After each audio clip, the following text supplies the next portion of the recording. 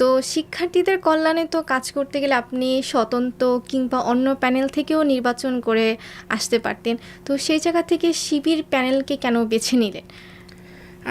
সাধারণত হলে যেটা হতো যে আমার জন্য সব জায়গায় পৌঁছানো কষ্ট হয়ে যেত।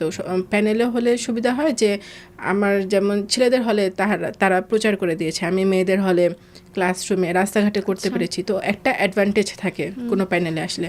এবং আমার সাথে একাধিক প্যানেল যোগাযোগ করেছে, 4টা থেকে 5টা প্ল্যাটফর্ম আমার সাথে যোগাযোগ করে। তো সবার সাথেই আমি বসি, কথা বলি, কথা বলে শিবিরের সাথেও কথা বলেছি, অন্যান্যদের সাথেও কথা বলেছি। তো কথা বলার পরে আমার কাছে শিবিরকে একটু আলাদা মনে হলো। শিবিরে যারা আছে তারা বিভিন্ন বিশ্ববিদ্যালয়ের সামাজিক সংগঠনের সাথে যুক্ত ছিল, তো সেই জায়গা থেকে অনেককে চিনতাম খুব কাছে থেকে, তো একটা ভরসা ছিল। আবার তাদেরকে আমার কাছে ওয়েল ম্যানেজড মনে হয়েছে।